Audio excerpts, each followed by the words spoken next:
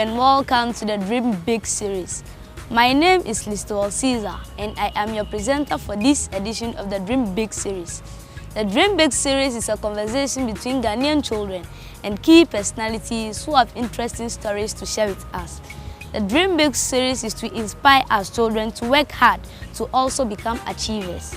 This week, the Dream Big series focuses on governance, and our special guest is the Minister of Gender, Children and Social Protection, Honorable Mrs. Nana Lithur. The Honorable Minister is a human rights lawyer. Even though she is very busy, she has agreed to talk to us because she's passionate about issues affecting children. Please come with me to meet the Honorable Minister of State.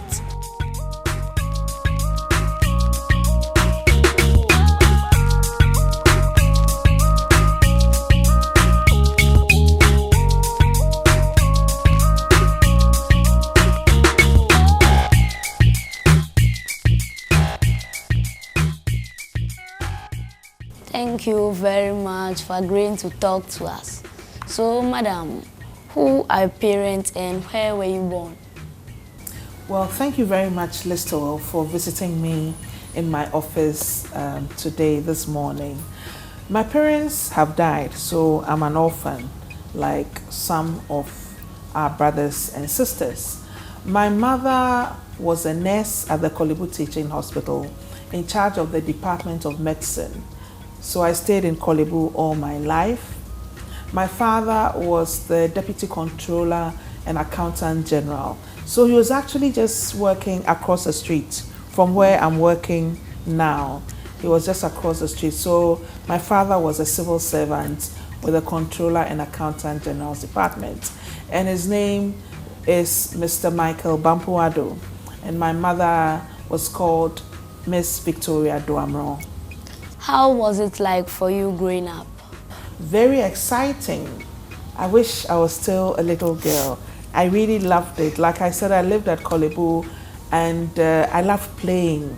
Unlike you guys that are always indoors watching TV, during our time we would play a lot out. We did a lot of outdoor.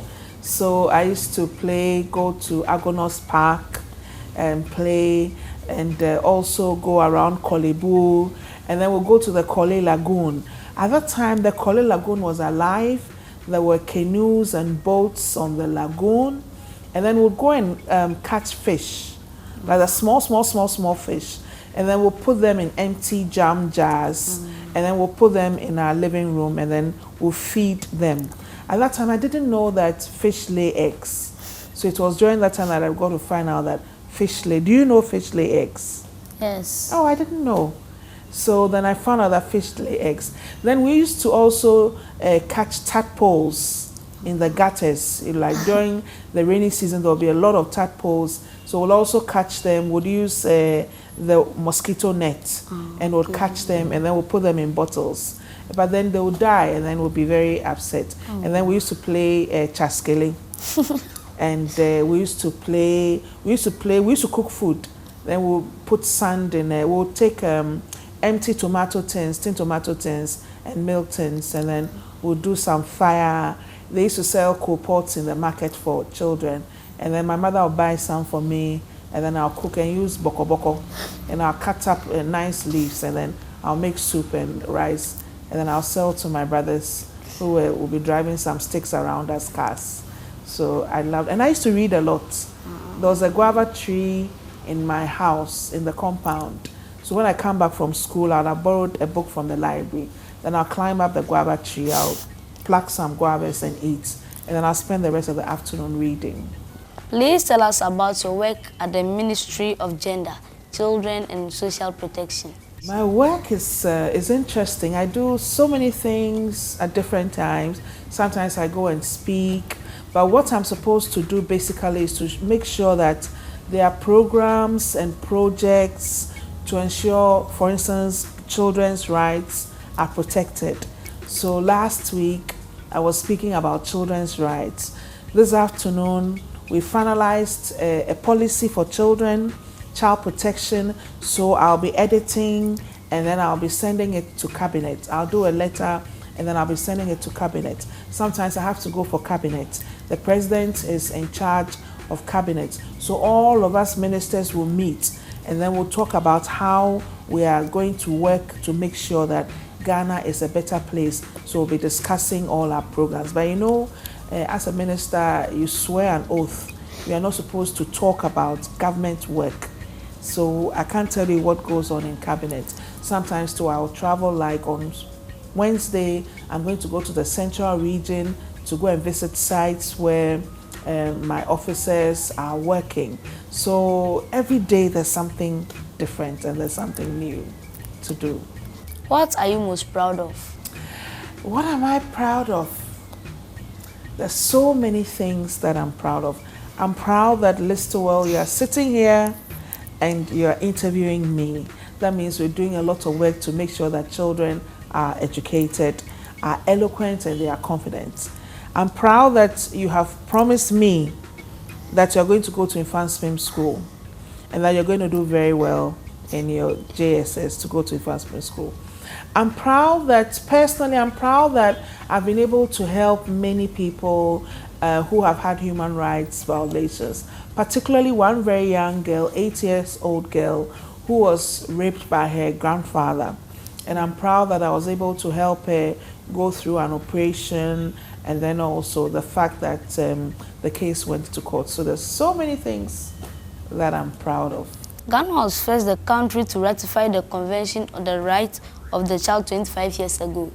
Is Ghana a better place for children today? Ghana is definitely a better place for children. Ghana is a better place for children because after we ratified the convention, we have also passed a law, the Children's Act of 1998. And then this year, we've adopted a policy on child protection. Ghana is a better place because in 1992, when we adopted the Constitution, we said in Article 25 that there will be free basic education. So the government of Ghana since then has made sure that we have what we call the capitation grants, and that children have textbooks, children have exercise books. Ghana is a better place because apart from that, children in certain schools are fed one hot nutritious meal a day.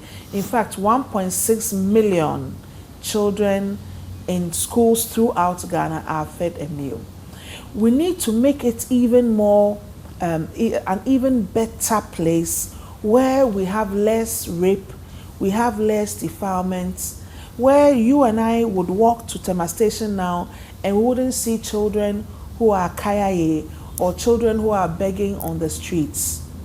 So Ghana can become an even better place for children, where you wouldn't have children saying that my mother is not looking after me, my father is not looking after me, my father is not paying my school fees, and I don't have any food to eat, and I'm going to school and I'm hungry. I believe Ghana can be a better place for children, but we have done well and we can improve and do even better. As a child, what did you dream about, and have any of those dreams led you here? I was very curious. I was always asking questions. And my mother and my father would just get tired, and my aunties and my teachers would get tired of me. Every day I'm asking a question.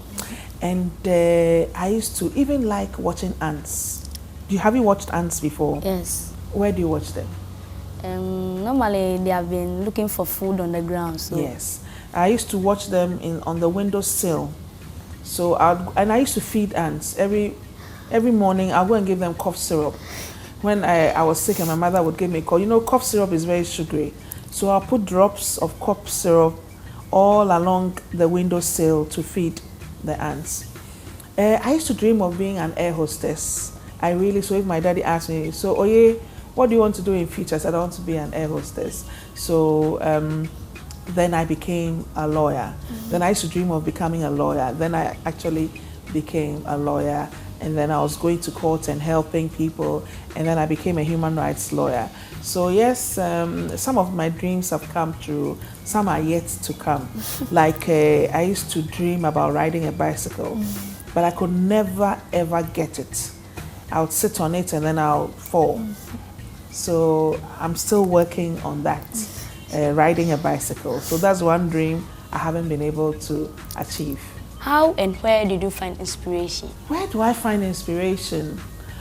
I find inspiration from listening to people, hearing people's story, like Nelson Mandela, like Winnie Mandela, like Martin Luther King, and then also Kwame Nkrumah. I get a lot of inspiration from reading about Kwame Nkrumah and some of the great African leaders. And then also one very great Indian leader, Mahatma Gandhi.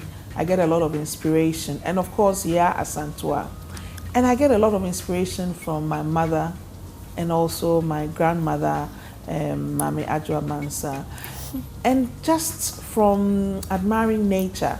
I love the sea. Do you love the sea? Yes. You are from Labadi, so you should like the sea. Yeah, I think the sea is a very powerful, very interesting creation of God.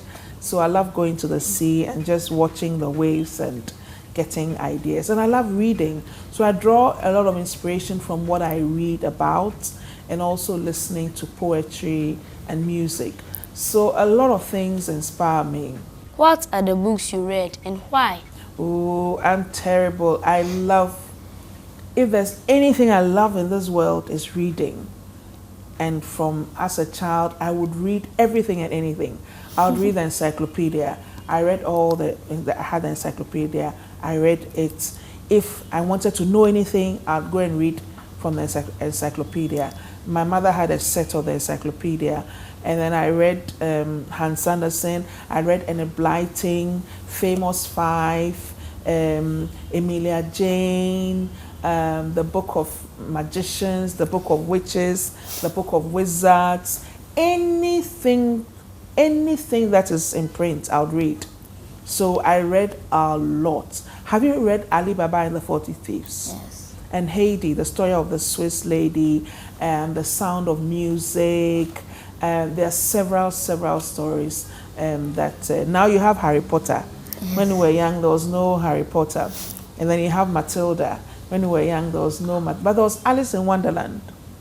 Have you read Alice in Wonderland? No. You have to read Alice in Wonderland. It's a very nice book. And A Basket of Flowers. That is one of the best books I've ever read. It's called A Basket of Flowers. And David Copperfield. And Oliver Twist. And Dick Whittington. And Baba the Elephant. I read that in class 1. Baba the Elephant. You haven't read about Baba the Elephant? Yes, I read about Baba the Elephant. And the Three Little Pigs. And Chicken Licken. So I read a lot of books. I've read a lot. Like, look at the back. Look, you see all those books. I've read most of them. Wow. Yes, I've read most of them. So I'm always reading. I read magazines. Like you just come. I've read all the newspapers this morning. All the newspapers. I've just read about 7 newspapers. Less than 1 hour. So it's very important to read. So all of us should read. And children who are watching is very important. You can learn a lot from reading. So it's very important to read. And we have libraries. I used to go to the Ghana Library Board when I was a little girl. I'll pick up a bus from Kolebu bus stop. There was bus 24 and there was bus 2. And it will drop us at the Opera Square. Me and my brothers and our friends who were living on the same building, Court A, Zoti, Kolebu. And then would walk from Opera Square to the Ghana Library Board. And then would borrow books from the Ghana Library Board. And then after 1 week, we'll come back and return. And then I think it was Thursday or Friday, they would have a story time. And they would all come and then would tell stories. Mm-hmm. And of course, I've read books on Kwekwa Nancy, though most of the Kwekwa Nancy stories, it was my grandmother who told me about Kwekwa Nancy. So most of them, it was when I was older that I would read about Kwekwa Nancy. So I've read a lot of books. Have you also read books? Yes. What book have you read? Ali Baba and the 40 Thieves. Oh, you've also read that. That's very nice, wasn't it? Yes. Anansi and the Sky God. Oh, all right. Okay. Then you've read a lot of books too. Yes. That's good. Who has influenced you the most in your life? My mother. My mother has influenced me the most. She used to give me a lot of advice. She used to cane me. So I was a naughty girl. So she used to cane me. She used to cane me and tell me, do this and do that and don't do this. And you have to learn hard. And every time my school reports came, my mother and my father would look at it. My father didn't cane me. He'll talk to me and I'll listen. My mother, sometimes she'll cane me, sometimes she'll talk to me. If I was a good girl and all that, then she'll give me presents. But I knew that she loved me very, very much. And I was stubborn. So she had a difficult time with me and my father. Then my father would talk to me. They'll look at my school reports and say, oh yeah, you are doing well in history, but you are not doing well in mathematics. So if you do well in mathematics, we'll buy you something, a nice dress or a doll or something. So my mother influenced me and my grandma influenced me a lot in my life. Please describe in one brief sentence how you imagine a better world for children. I would want a world or a Ghana where children receive education, where children are happy, where children have places they can play. Because when I was a child, I went to Richard School. So every week would walk across the road and go to the children's park. And then there were horses, there were playthings, there were swings. And so I'd also like to see a world where children can play, where children can go to school, and where children are happy, and where children live with their parents, mother and father, one big happy family. I believe that is what children also want for themselves. And as a child, that was what I wanted. Would you please tell us a story that has made an impact on you? There are several stories, but there's one about Cinderella. Cinderella was a very beautiful girl who lived with her stepmother and her stepsisters. They didn't treat her well. Every day she was doing all the housework. She would scrub the floor, she would lay the beds, she would fetch water. And then also, they were not nice to her. They would insult her, they would push her. The stepmother would do all sorts of things that were cruel to her. So she was miserable. She wasn't very happy. And then she was sad. Then the prince of the town said he wanted to choose a wife. And so they would have a big ball, a dinner, a party, and all the young girls in the town would attend. So her sisters were very excited about it. They were ready. A seamstress came to measure them. They did nice clothes. They went to town to buy nice shoes. And then Cinderella said, oh, she's also a young woman. They said no. They didn't buy any clothes for her. They didn't buy any shoes for her. Even when it was time for them to go to the party, she was still scrubbing the floor and everything. So they went. When they went, then somebody came to the house and said, Cinderella, you'll also go. Said, well, how can I go? Look at my dress. It was like rags. So the person just waved. It was like a very nice, like angel, a guardian angel, just waved a wand. And then her rags dress turned into beautiful, shimmery, nice gown. And then she had like some glass, nice shoes. Very nice. And then there was a carriage. The guy just did the wand like this. And then there was a carriage in front of her house with horses, a golden carriage with horses. They drove her to the ball. Everybody was like, hey, this is a beautiful girl. And then the prince danced with her. And the prince said, I want to marry Cinderella. I want to marry her. But then when it was 12 midnight, she had to leave the party.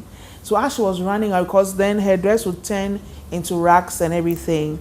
And then as she was running away, then one of her shoe fell down. But she still had to run away. So the prince said, no, I have to look for this girl who had this shoe. So all the girls in the town had to line up. They were measuring, putting on the shoe. The shoe couldn't fit on them. So when they came to the house of Cinderella, the stepmother said, oh, I've got these daughters. She didn't let Cinderella go and measure the shoe. She said, oh no, Cinderella shouldn't go and measure the shoe. So then one of the guys said, no, no, no. The rule is that all the girls should put on the shoe for us to see who the shoe belongs to. So the stepsisters put it on. They tried. They used the ruler and things. The shoe couldn't fit. And then when Cinderella put on the shoe, it fit. And the prince said, okay, so you are the one, I'm going to marry you. And the prince married her. For me, the lesson is you have to be nice to everybody and you shouldn't be cruel to people. So that's a story that I really like. And then, of course, the one with Rapunzel, the woman the girl who had very long hair, and then she was in a castle and she would put her hair out of the window and then they'll climb on it and come in. So Cinderella is my story. We are indeed very grateful to you, Honorable Minister of State, for finding time to meet with us and for telling us a story that will be with us for a very long time. Thank you very much. I hope you enjoyed yourselves. And to you watching this program in the comfort of your home, I hope you have enjoyed this program with the Minister of Gender, Children and Social Protection as much as I did. Thanks for experiencing this journey with us until we meet next week on the Dream Big series. Let us continue to dream very big. Bye.